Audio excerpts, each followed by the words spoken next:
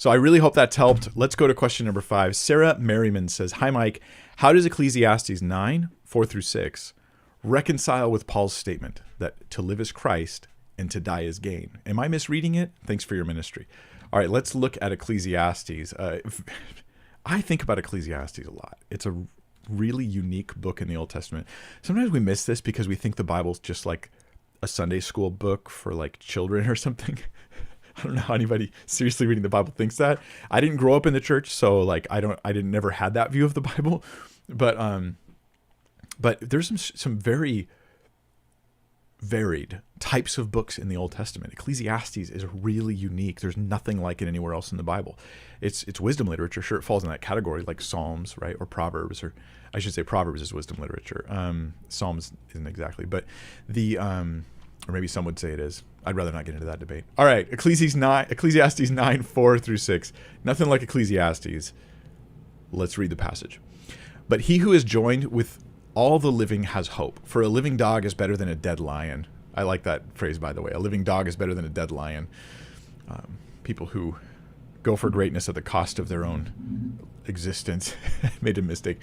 "For the living know that they will die, but the dead know nothing, and they have no more reward, for the memory of them is forgotten. Their love and their hate and their envy have already perished, and forever they have no more share in all that is done under the sun." Okay, so 2 things for context with Ecclesiastes. I think Ecclesiastes uses the phrase "under the sun." Maybe I could be wrong. My understanding of Ecclesiastes, "under the sun," to mean effectively in a godless universe, in a universe apart from God, without considering God, if I look at the world and evaluate it in that context, under the sun. I think it tends to use the phrase in that context, which is why Ecclesiastes will say things that seem contradictory, right? Like the dead know nothing, they have no reward. They have no reward. There's no future for them. The memory of them's forgotten. Their love and their hate and their envy have perished, all these things. But when you get to Ecclesiastes 12, the end of the book, look at his counsel. He says, "Remember also your Creator in the days of your youth, before the evil days come, and the years draw near in which you will say, I have no pleasure in them." He's like, serve God while you're young and you have the energy for it, and before you're old and the hard times come. And here at the end of the book, he says, "Besides being wise, the preacher also taught the people knowledge, weighing and studying and arranging many proverbs with great care. The preacher sought to find words of delight, and uprightly he wrote words of truth.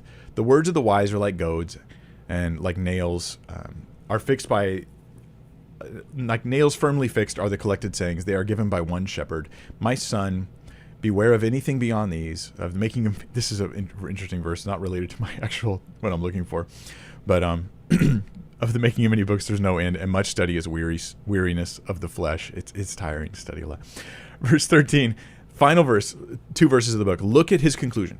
The end of the matter, all has been heard. Fear God and keep his commandments, for this is the whole duty of man. For God will bring every deed into judgment, and every secret thing, whether good or evil." There is some future judgment where God's going to test all your works. I think that Ecclesiastes needs to be taken in the light of the under the sun concept. He's like, hey, let me isolate myself to this life, and let me evaluate life without looking at the afterlife. And he's in that section, I think, in Ecclesiastes 9.